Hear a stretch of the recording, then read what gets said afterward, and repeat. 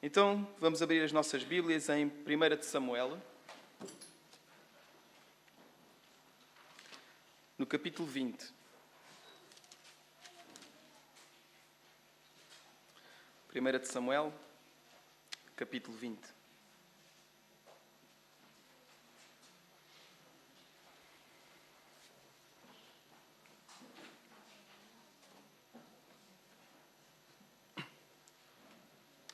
É uma leitura extensa. Eu peço aos irmãos paciência e, ao mesmo tempo, muita atenção e concentração àquilo que vamos ler nos próximos momentos. Então, 1 de Samuel 20, diz assim a palavra do Senhor. Então fugiu Davi da casa dos profetas, em Ramá, e veio e disse a Jonatas: Que fiz eu? Qual é a minha culpa? E qual é o meu pecado diante do teu pai, que procura tirar minha vida? Ele lhe respondeu: Tal não suceda, não serás morto. Meu pai não faz coisa nenhuma, nem grande nem pequena, sem primeiro me dizer. Porque, pois, meu pai me ocultaria isso? Não há nada disso. Então Davi respondeu enfaticamente: Muito bem sabe teu pai que da tua parte achei mercê. Pelo que disse consigo: Não saiba isto de Jonatas, para que não se entristeça. Tão certo como vive o Senhor e tu vives, Jonatas, apenas há um passo entre mim e a morte. Disse Jonatas a Davi: O que tu desejares, eu te farei. E disse Davi a Jonatas: Amanhã é a festa da lua nova, em que sem falta eu deveria assentar-me com o rei para comer. Mas deixar-me ir e esconder-me-ei no campo até à terceira tarde.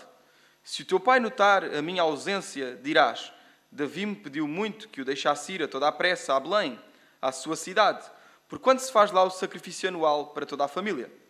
Se ele disser assim: Está bem, então teu servo terá paz. Porém, se muito se indignar, sabe que já o mal está de facto determinado por ele. Usa, pois, de misericórdia para com o teu servo, porque lhe fizeste entrar contigo em aliança no Senhor. Se, porém, há em mim culpa, mata-me tu mesmo, porque me levarias a teu pai. Então disse Jonatas: Longe de ti tal coisa. Porém, se de alguma sorte eu soubesse que já este mal estava de facto determinado por meu pai, para que viesse sobre ti, não te declararia eu? Perguntou Davi a Jonatas: Quem tal me fará saber, se por acaso teu pai te responder asperamente? Então disse Jonatas a Davi: Vem e saiamos ao campo. E saíram. E disse Jonatas a Davi: O Senhor, Deus de Israel, seja testemunha.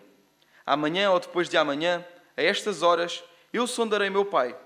Se algo houver favorável a fazer-te mal, faça com Jonatas o Senhor o que a este aprover. Se não te o fizer saber, e eu não te deixar ir embora, para que sigas em paz. E seja o Senhor contigo, como tem sido com o meu pai. Se eu, então, ainda vier porventura, não usarás para comigo da bondade do Senhor para que não morra? Nem tampouco os cortarás jamais da minha casa a tua bondade, nem ainda quando o Senhor desarraigar da terra todos os inimigos de Davi.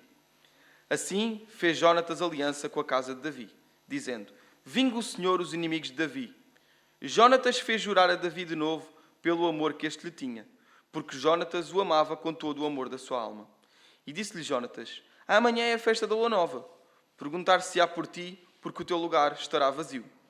E ao terceiro dia descerás apressadamente e irás para o lugar em que te escondeste no dia do ajuste.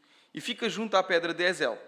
Atirarei 3 flechas para aquele lado, como quem atira ao alvo. Eis que mandarei um moço e lhe direi: Vai, procura as flechas. E se eu disser ao moço: Olha que as flechas estão para cá de ti, traze-as. Então vem Davi, porque tão certo como vive o Senhor, traz paz e nada há que temer. Porém, se eu disser ao moço: Olha que as flechas estão para lá de ti, vai-te embora, porque o Senhor te manda ir. Quanto àquilo que eu e tu falámos, eis que o Senhor está entre mim e ti, para sempre. Escondeu-se, pois, Davi no campo, e sendo a festa da lua nova, pôs-se o rei à mesa para comer. Assentou-se o rei na sua cadeira, segundo o costume, no lugar junto à parede. Jonatas, defronte dele, e Abner ao lado de Saul. Mas o lugar de Davi estava desocupado. Porém, naquele dia não disse Saul nada, pois pensava: se calhar aconteceu alguma coisa pela qual não está limpo, talvez esteja contaminado. Sucedeu também ao outro dia, o segundo da festa da lua nova, que o lugar de Davi continuava desocupado. E disse, pois, Saul a Jonatas, seu filho: Por que não veio comer o filho de Jessé? nem ontem, nem hoje. E respondeu Jonatas a Saul: Davi me pediu encarecidamente que o deixasse ir a Belém. Ele me disse: Peço-te que me deixes ir, porque a nossa família tem um sacrifício na cidade. E um dos meus irmãos insiste comigo para que eu vá. Se, pois, agora achei mercê aos teus olhos, peço-te que me deixes partir, para que veja os meus irmãos. Por isso, ele não veio à mesa do rei. Então se acendeu a ira de Saul contra Jonatas e disse-lhe: Filho de uma mulher perversa e rebelde, não sei eu que elegeste o filho de Jessé para vergonha tua e para vergonha do recato da tua mãe? Pois enquanto o filho de Jessé viver sobre a terra, nem tu estarás seguro, nem seguro o teu reino. Pelo que manda buscá-lo agora, porque deve morrer. Então respondeu Jonatas a Saul, seu pai, e lhe disse: Por que há dele morrer? Que fez ele? Então Saul atirou-lhe com a lança para o ferir. Com isso, entendeu Jonatas que de facto o seu pai já determinara matar a Davi. Pelo que Jonatas, todo encolerizado, se levantou da mesa e neste segundo dia da festa da lua nova não comeu pão, pois ficara muito sentido por causa de Davi, a quem seu pai havia ultrajado. Na manhã seguinte, saiu Jonatas ao campo, no tempo ajustado com Davi, e levou consigo um rapaz. Então disse ao seu rapaz: Corre a buscar as flechas que eu atirar. Este correu, e ele atirou uma flecha que fez passar além do rapaz. Chegando o rapaz ao lugar da flecha que Jonatas havia atirado, gritou Jonatas atrás dele e disse: Não está a flecha mais para lá de ti? Tornou Jonatas a gritar: Apressa-te, não te demores. O rapaz de Jonatas apanhou as flechas e voltou ao seu senhor. O rapaz não entendeu coisa alguma. Só Jonatas e Davi sabiam deste ajuste. Então Jonatas deu as suas armas ao rapaz que o acompanhava e disse-lhe: Anda, leva-as à cidade. Indo-se o rapaz, levantou-se Davi ao lado do sul e prostrou-se em terra 3 vezes. E beijaram-se um ao outro e choraram juntos. Davi, porém, muito mais. E disse Jonatas a Davi: Vai-te em paz, porquanto nós juramos em nome do Senhor, dizendo: O Senhor seja para sempre entre mim e ti, entre a minha descendência e a tua. Então se levantou Davi e se foi. E Jonatas entrou na cidade. Vamos orar. Grandioso Deus e Pai, nós somos-te gratos pela Tua Palavra. Somos-te gratos por estes exemplos que nós temos na Tua Palavra, em que temos tanto ensino para retirar deles. A minha oração neste momento é que as minhas fragilidades, os meus problemas com a fala, o que seja, não impeçam estes irmãos de poder receber da Tua Palavra. E que o Teu Santo Espírito possa tocar em cada vida, incluindo em mim. Esta é a minha oração, em nome de Jesus. Amém. Então a pergunta que eu faço aos irmãos é: a quem tens sido tu fiel? Quem move as tuas vontades e as tuas escolhas? E o irmão até pode dizer: eu não tenho sido fiel a ninguém. Ninguém move as minhas escolhas.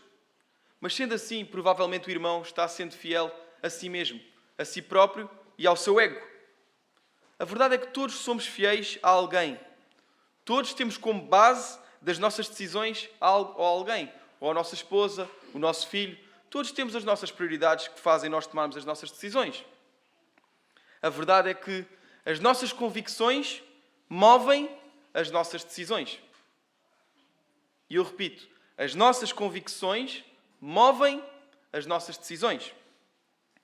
À primeira vista, esta passagem parece apenas uma história normal. Uma história bonita de 2 amigos que têm muito amor um para o outro. E nós já tínhamos, antes desta passagem, Samuel, eles já tinham feito um pacto, uma aliança de uma amizade profunda. Mas será que esta passagem só tem isso a nos ensinar? Nós temos aprendido, e de certeza que o Joel várias vezes refere, toda a Escritura é sobre Jesus Cristo. Então o que é que esta passagem tem a ver com Cristo? A verdade é que, se nós entendermos bem esta passagem, percebemos que esta passagem é muito além da amizade entre 2 homens. Esta passagem retrata a fidelidade de Jonatas a Deus. A fidelidade de Jonatas ao ungido de Deus. E nós vamos ver isso e perceber isso ao longo desta mensagem. Se nós virmos a passagem assim, do modo global, nós conseguimos ver 3 diálogos, ou 4, dependendo da forma como nós vemos o primeiro diálogo. Vemos que o primeiro diálogo há Davi, que está muito preocupado, não é? Ele está preocupado porque sente que Saul está a querer matá-lo. Mas Jónatas, na verdade, está a sério que o meu pai quer fazer-te isso? Ele não me contaria se ele quisesse fazer isso? E depois vemos outro diálogo, já quando eles já saíram para o campo, onde eles fazem uma aliança, não é? E também, novamente, Jónatas e Davi falam sobre isso e eles fazem aquela aliança para, de facto, confirmarem se de facto Saul quer ou não matar Davi. E depois vemos um diálogo, em que é na festa da Lua Nova, onde Jónatas e Saul têm um diálogo muito aceso. E nós também vamos perceber melhor esse diálogo. E depois, no fim, temos então o diálogo entre Jónatas e Davi, a confirmação que de facto Saul queria então matar Davi. Então, para começar, nós vemos no primeiro versículo, temos aqui de dar um contexto, não é? No primeiro versículo nós vemos que Davi fugiu da casa dos profetas em Ramá. E por que razão estava Davi a fugir? A palavra de Deus, antes do capítulo 20, já nos dá uma informação do porquê de Davi estar a fugir. A verdade é que Saul andava a perseguir Davi para o matar, porque ele achava que Davi lhe estava a roubar o trono. Saul não gostava da preponderância que Davi tinha ganho depois de ele ter ferido os filisteus. Nós conseguimos ver isso no capítulo 18, se virmos um bocadinho para trás. Davi ali feriu os filisteus, ele conseguiu ganhar uma batalha aos filisteus. E nós vemos ali que Saul, no versículo do capítulo 18, diz: daquele dia em diante, Saul não via a Davi com bons olhos. Mas vemos que apesar de Saul querer matar Davi, ele sabia que Davi tinha Deus do seu lado. E isso fazia Saul também temê-lo. Ou seja, Saul queria matá-lo, mas ao mesmo tempo Saul sabia que Deus estava do lado de Davi. E nós vemos isso também no versículo 12 do capítulo 18, onde diz: Saul temia a Davi, porque o Senhor era com este, e se tinha retirado de Saul. E daí em diante houve várias tentativas da parte de Saul para matar Davi, incluindo através da sua filha, que depois acaba por dizer: não, o meu pai quer matar-te, é melhor fugires. E a última destas, então, na casa dos profetas, ao ponto de Davi ter de fugir. Então é neste preciso momento onde nós estamos. Ele tinha acabado de fugir da casa dos profetas porque Saul estava a procurar matá-lo. E então começa o primeiro diálogo entre Davi e Jónatas. E a pergunta que podemos fazer logo à partida é: mas quem é este Jónatas? Já sabemos quem é Davi, é o ungido de Deus. Sabemos quem é Saul, o atual rei, mas ainda não sabemos quem é Jónatas. Jónatas era nada mais, nada menos que o filho do rei Saul. Jónatas, como nós sabemos, os reinados, como é que eles funcionam, ele era o natural sucessor do trono.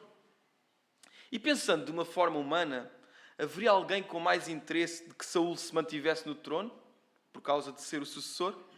Claro que não. Quem daqui não gostaria de ser rei? Quem daqui não gostaria de ter poder, o poder que um rei tem? Então, desta forma, nós percebemos ainda melhor esta história e percebemos ainda melhor a fidelidade real de Jónatas a Deus. Uma fidelidade que não olhou aos seus interesses próprios.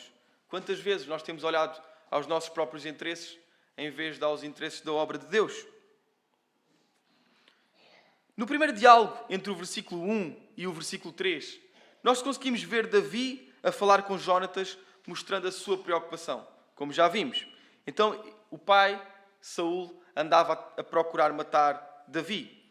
Mas Jónatas não se estava a perceber disso. Ele não conseguia perceber isso. Ele quase que põe as mãos no fogo pelo seu pai, como ele não queria fazer tal coisa. E nós vemos isso logo na fase inicial. Por causa desta incerteza, Davi quase que jurava que Saul queria matar, e Jónatas quase que jurava que o seu pai não iria fazer tal coisa, porque se ele quisesse fazer tal coisa, ele já teria conhecimento. Então, por causa disso, eles fazem uma combinação. E qual é essa combinação? É uma aliança, não é? Entre os dois, em que existe um moço, não é? Que vai buscar as flechas, e o Jónatas chama o moço e diz: vai que eu vou enviar as flechas. E ele, se enviasse a flecha para lá do moço e dissesse: olha que a flecha está para lá de ti, então isso quereria dizer que Davi teria de fugir. Se ele enviasse a flecha antes do moço e dizia: olha que a flecha está para cá de ti, então isso significaria que Davi estava a salvo e estava em paz e poderia voltar para a casa do rei. E neste diálogo nós conseguimos entender claramente que Jónatas não está aqui a fazer jogo nenhum. Ele de facto não sabe de nada e se ele soubesse, claramente ele o diria a Davi. Okay? Então nós conseguimos compreender que existe já aqui uma fidelidade de Jónatas a Davi por causa da fidelidade que ele tinha também a Deus e ao seu ungido. Então depois deste diálogo e desta combinação, nós vemos o dia D. É o auge desta mensagem, é o auge desta passagem, que é então o dia da lua nova. O dia de colocar o plano em prática. O dia para perceber afinal se Saul queria ou não matar Davi. E depois de Jónatas justificar a razão pela qual Davi não estava assentado à mesa, a ira de Saul vem sobre Jónatas. Então Saul vê no primeiro dia e parece que Davi não está lá. Mas ele se calhar está impuro. Ele se calhar não veio porque está impuro. Mas no segundo dia, a falta de Davi começou a sentir-se naquela mesa. E então Saul pergunta a Jónatas, porque sabia perfeitamente que Jónatas deveria saber, porque ele era um dos melhores amigos de Davi. Então, mas por que razão não está sentado à mesa Davi? E ele justifica, não é? Dizendo que ele foi ter com os seus pais, lá com a sua família. Nós até podemos ler no versículo 29. Ele diz: peço-te que me deixes ir, porque a nossa família tem um sacrifício na cidade, e um dos meus irmãos insiste comigo para que eu vá. Se pois agora achei mercê aos teus olhos, peço-te que me deixes partir, para que veja os meus irmãos. Por isso é que ele não veio à mesa do rei. Então ele tinha uma justificação para não vir. E essa justificação não caiu bem a Saul. Nós vemos aqui que se acendeu a ira de Saul contra Jónatas e disse-lhe: filho de uma mulher perversa e rebelde, não sei eu que elegeste o filho de Jessé para vergonha tua, ou seja, para vergonha de ti mesmo e para vergonha do recato da tua mãe. Saul exalta-se de tal modo ao ponto de saírem da sua boca ofensas gravíssimas contra Jónatas. Ele diz filho de uma mulher perversa. Isso é um nome muito grave, não é? É um insulto muito grave. Imaginem um pai a proferir estas palavras contra o seu próprio filho. Não deve ser um cenário nada bonito. Saul tenta transportar a sua ira, a sua vontade, a sua frustração por Davi estar a ganhar esta preponderância, tudo isto para o seu filho. Basicamente, o seu filho não estar a sentir aquilo, para ele é uma vergonha. O seu filho deveria sentir exatamente os mesmos sentimentos que ele estava a sentir. Ele diz que enquanto Davi for vivo, o reinado de Jónatas e a sua segurança estarão em risco. Ele põe em causa Davi. E põe em causa porque ele não percebe que Jónatas, de facto, não está importado em ser rei. Jónatas está, sim, importado em que o ungido de Deus seja rei. E por isso, então, Saul achava que Davi deveria morrer. Saul não quer aceitar a vontade de Deus, enquanto Jónatas, nós vemos que ele queria cumprir a vontade de Deus. E olhando para o contexto da altura, isto era uma total desonra, tanto ao seu pai como ao reino. Isto era algo mesmo que de morte. Por isso é que depois também Saul tem vontade de o matar. Inclusive, atira-lhe uma lança. Jónatas toma uma atitude destas. É algo mesmo de uma pessoa que é completamente fiel, cegamente a Deus. A decisão de Jónatas não era uma decisão fácil como decidir entre comer peixe ou carne. A decisão de Jónatas implicava o seu futuro com o seu pai, o seu futuro com a sua família e o seu futuro também com a família real. Jónatas queria fazer a vontade de Deus, mas Saul queria fazer a sua própria vontade. Saul queria fazer a sua própria vontade porque Deus já não era com ele. E nós, se recuarmos, vamos só aqui abrir em 1 de Samuel 16:14 e vamos nos manter depois no 16, claro, tendo sempre um marcador aqui no capítulo 20. No capítulo 16, versículo 14 diz: tendo-se retirado de Saul o Espírito do Senhor, da parte deste um espírito maligno o atormentava. Não sendo Deus com Saúl, claramente que ele não iria buscar a vontade de Deus. Então nós não podemos nos escandalizar da reação de Saúl, das suas atitudes, da forma como ele quer matar Davi a todo o custo, porque de facto ele não tinha Deus com ele. Ele não estava sequer a buscar a vontade de Deus. Jónatas, pelo contrário, ele tinha tudo para querer matar Davi. Tinha tudo para querer ser o rei, isto, claro, à luz do pensamento humano. Mas ele sabia que essa não era a vontade de Deus. E eu pergunto aos irmãos, mas afinal, qual era a vontade de Deus? Onde é que está escrito a vontade de Deus? E se nós lermos em 1 Samuel também 16, do 11 até ao 13, nós vemos qual é que era a vontade de Deus. Diz assim no versículo 11. Disse mais Samuel a Jessé: acabaram-se os moços? E disse: ainda falta o menor, que está apacentando as ovelhas. Disse, pois, Samuel a Jessé: manda chamá-lo, porquanto não nos assentaremos até que ele venha aqui. Então mandou chamá-lo e fê-lo entrar. E ele era ruivo e formoso de semblante e de boa presença.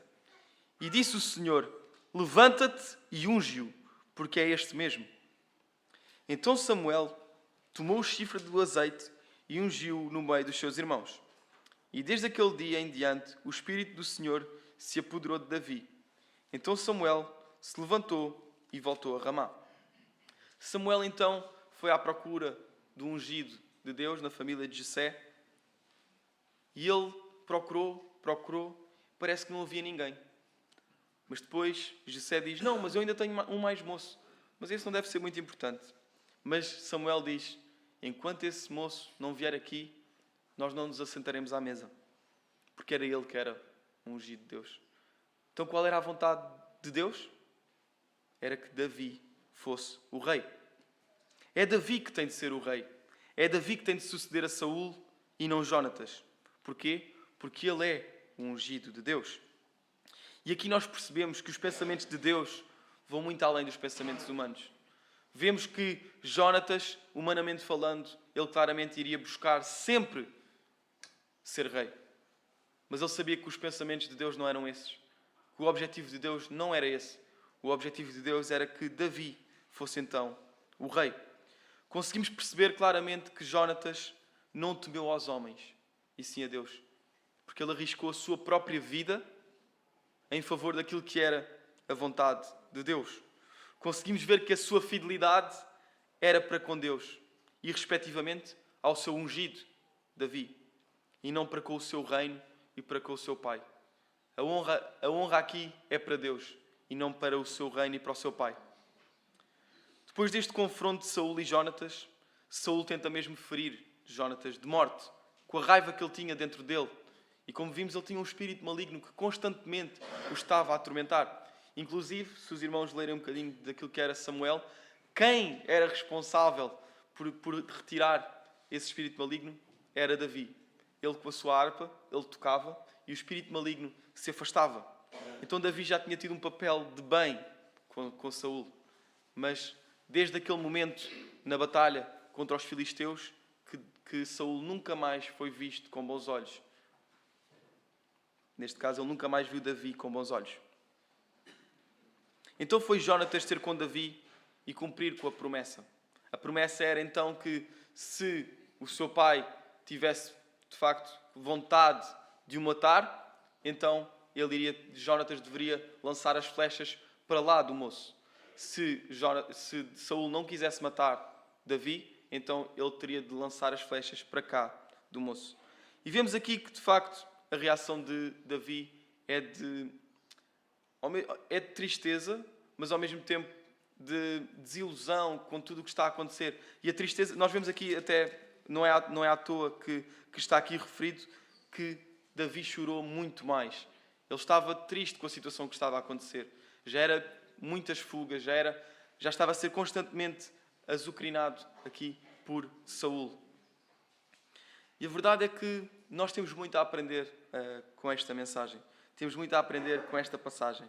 Porque da mesma forma que Jónatas foi fiel a Davi, por ele ser o ungido de Deus, nós devemos a nossa fidelidade a Cristo, pois Ele é o ungido de Deus também.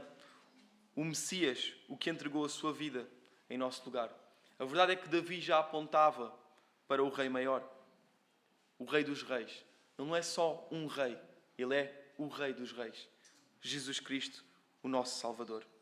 E Jonatas ter sido fiel ao rei Davi demonstra a fidelidade que nós devemos ter ao nosso Rei Jesus Cristo. E aqui é também de reflexão, porque alguém que reina na nossa vida deve mover as nossas decisões e as nossas vontades. Reinar na nossa vida não pode significar apenas dizermos que somos cristãos ou que acreditamos em Deus. Isso é muito pouco. O que é que isso tem demonstrado na sua vida? O que é que Jesus, ser o Rei da sua vida, tem demonstrado no seu dia-a-dia? Até os demónios creem e tremem a Jesus Cristo. Isto é um alerta para nós. Até os demónios creem e tremem a Jesus Cristo. E isto encontra-se em Tiago 2, versículo 19. Alguém reinar na tua vida tem de significar uma entrega total da tua vida a essa pessoa. E essa pessoa é Jesus Cristo. Não existe ninguém neste mundo que não seja fiel a alguém quanto às suas escolhas e vontades. Mais uma vez digo, nem que seja fiel a si próprio e ao seu egoísmo. E aqui eu vou dar um exemplo de um casamento para vocês também conseguirem perceber melhor. Vou dar o exemplo aqui do Samuel. O Samuel é fiel à Mariana, não só pela aliança que ele tem com a Mariana, mas porque o Samuel é fiel a Deus e ele conhece a palavra de Deus e sabe que a vontade de Deus é que ele seja fiel à Mariana. Se a sua promessa, se a sua aliança fosse só baseado no amor que ele tem à Mariana, no momento em que ele deixasse de gostar tanto da Mariana, essa aliança se desfazia. Mas a verdade é que eles sabem que há um bem maior, que há uma aliança também com Deus. E então é por isso que o casamento se mantém. Porque a verdade é que nós vemos, se as alianças humanas fossem assim tão fortes, então porquê é que existiria tantos divórcios? 2021, 2022 foram, e 2020 também, foram anos de muitos divórcios em Portugal. E nós vemos que as alianças humanas de nada valem.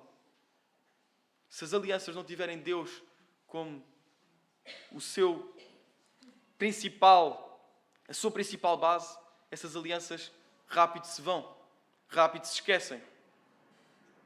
A palavra do homem é uma palavra falha, mas a palavra de Deus não falha.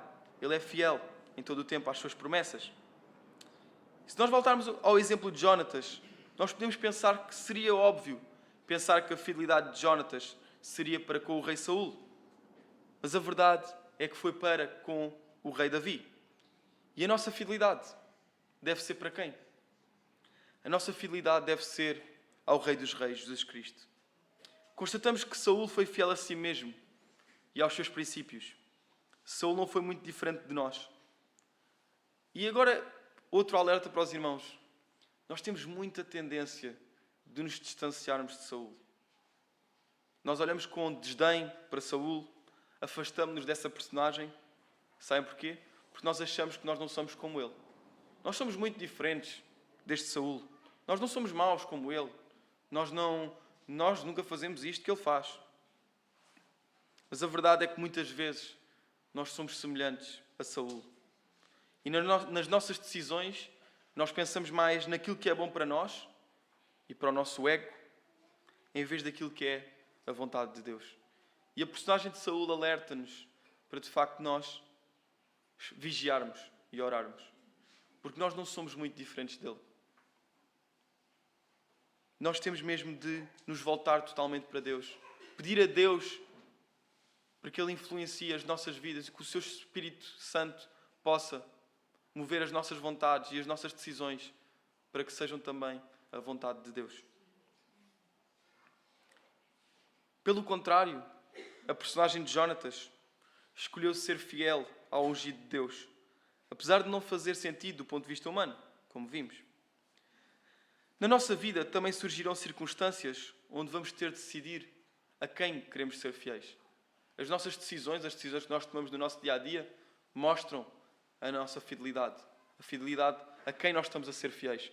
Se em primeiro lugar à nossa esposa, Se em primeiro lugar a nosso Deus, se em primeiro lugar à nossa igreja, aos nossos amigos, a quem é que nós estamos a ser fiéis em primeiro lugar? As nossas decisões demonstram isso. E a minha pergunta é, a quem vais escolher ser fiel? Ao mundo, que te traz riquezas, um bem-estar momentâneo, muitas vezes até nos eleva, conseguimos riquezas, conseguimos fama, mas essa felicidade é uma felicidade que se vai, não dura muito? Ou vais escolher ser fiel a Deus e à obra que Ele fez por meio de Cristo e viver uma vida consagrada a Ele? Porque a verdade é que o irmão pode dizer-se cristão, mas se sempre que vê alguma situação difícil, logo se esquiva e decide pelo caminho mais fácil, escolhe o caminho largo, na verdade o irmão está a ser só um cristão de nome. Não está a viver uma vida consagrada ao nosso Deus. Jónatas também poderia ter escolhido o mais fácil, que era entregar Davi à morte e ele ser rei e poderoso e ter esse bem-estar que o mundo também nos traz. Mas não. Ele escolheu fazer a vontade de Deus. Um cristão verdadeiro é aquele que procura sempre fazer a vontade de Deus. E os irmãos agora até podem perguntar, mas como é que eu posso saber a vontade de Deus? Qual é que é a vontade de Deus na minha vida? A vontade de Deus nós conseguimos perceber através da sua palavra. Se nós fizermos algo que é contra aquilo que está na sua lei, na sua palavra, então nós estamos a ir contra a vontade de Deus. Nós estamos a preferir a nossa vontade, aquilo que são os nossos desejos, à vontade de Deus. Então nós estamos a pecar e devemos nos arrepender disso. E é assim que nós podemos saber qual é a vontade de Deus. Mas também podem haver decisões em que nenhuma delas vai contra a vontade de Deus. Então nós devemos orar e buscar que Deus nos guie na nossa decisão. Por exemplo, se nós formos convidados para 2 empresas e as 2 empresas são legítimas e têm as mesmas condições, nós devemos orar então a Deus e buscar qual será a melhor empresa para nós irmos. Deus com certeza nos irá ajudar a decidir entre uma e outra. Mas se nós tomarmos uma decisão contra a vontade de Deus e contra a sua lei, ou seja, se nós soubermos ativamente que uma empresa foge ao fisco, faz outras coisas, essa não é a empresa certa para nós estarmos. Porque nós vamos ser associados a isso.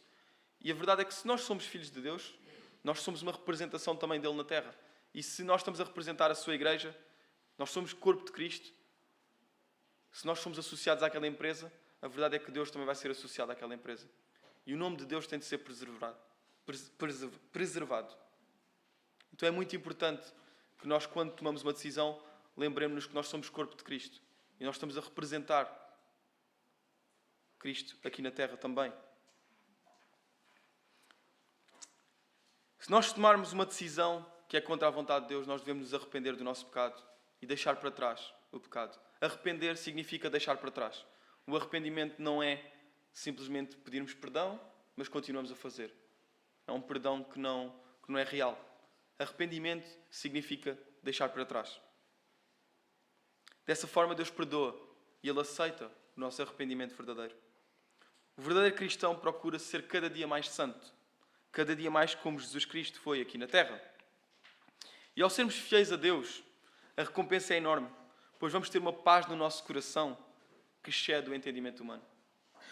E de certeza que, eu vou dar agora o exemplo do Ricardo, de certeza que as pessoas à sua volta até podem achar estranho.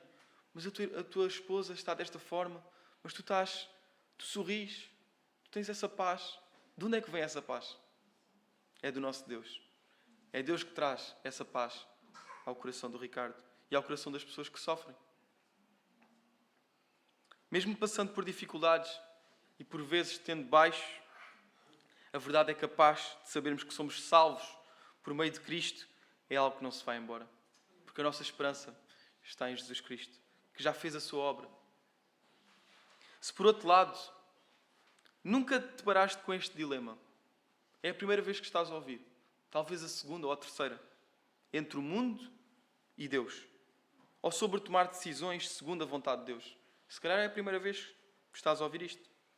Provavelmente até podes estar a pensar, porquê é que devo eu seguir este Deus? Porquê é que eu devo viver uma vida para Ele? Porque é que eu devo tomar decisões segundo a sua vontade? O que é que Ele me deu? O que é que Ele fez por mim? Porque é que eu devo fazer isso? O que é que isso me vai trazer? A verdade é que nós todos os que estamos aqui dentro e todos os que estamos lá fora, nascemos numa condição que é contra Deus. Ela é pecaminosa. E a maior prova disso é que ninguém nos ensinou a mentir enquanto crianças. E mesmo assim, nós muitas vezes, para nos livrarmos dos castigos dos pais ou para nos livrarmos das consequências, nós preferimos mentir. Ninguém ensinou o nosso filho a mentir. Ninguém ensinou as crianças que estão ali sempre felizes a mentir. Mas a verdade é que elas têm tendência para a mentira. A nossa tendência é pecaminosa. Essa condição pecaminosa em que nascemos faz-nos estar distantes de Deus. E a verdade, irmãos, de uma forma muito taxativa, essa condição leva-nos ao inferno. Mas existem boas notícias. Não são só más notícias. Também existem boas. A boa notícia é que o ungido de Deus, Jesus Cristo, veio ao mundo em forma de servo. Ele viveu uma vida perfeita, morreu por esses pecados que o amigo tem. E ele ressuscitou. Ele não ficou na morte. Ele ressuscitou ao terceiro dia. E ele, posteriormente, ascendeu aos céus e está assentado à destra de Deus Pai. Jesus Cristo não está morto. Ele está vivo. Ele está assentado à destra de Deus Pai. E essa morte que Jesus Cristo, aquele sangue derramado na cruz por amor de nós, é o sangue que nos traz a vida. Porque nós nascemos espiritualmente mortos. Mas quem é que nos traz a vida? É o Espírito Santo. Quando nós cremos e nos arrependemos dos nossos pecados, quando nós confiamos que este sangue que foi derramado na cruz serviu para limpar os nossos pecados, então nós espiritualmente nós somos vivos. Se te arrependeres dos teus pecados e creres de facto neste sacrifício, tu terás salvação. Tu estás livre do inferno e um dia tu estarás com o teu Salvador no céu.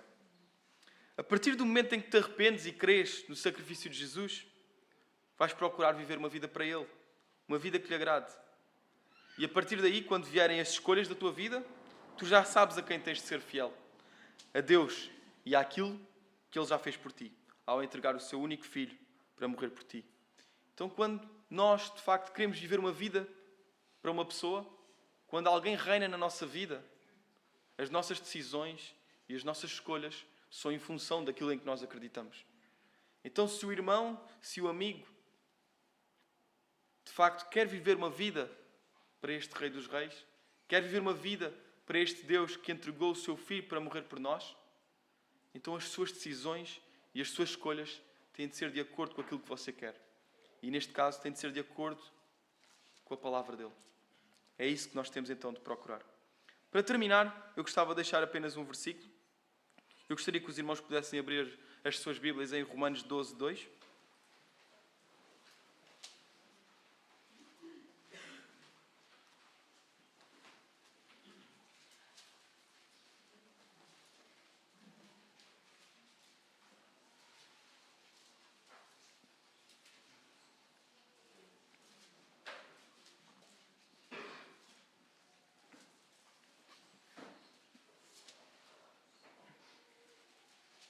Em Romanos 12, 2, Paulo diz assim aos romanos: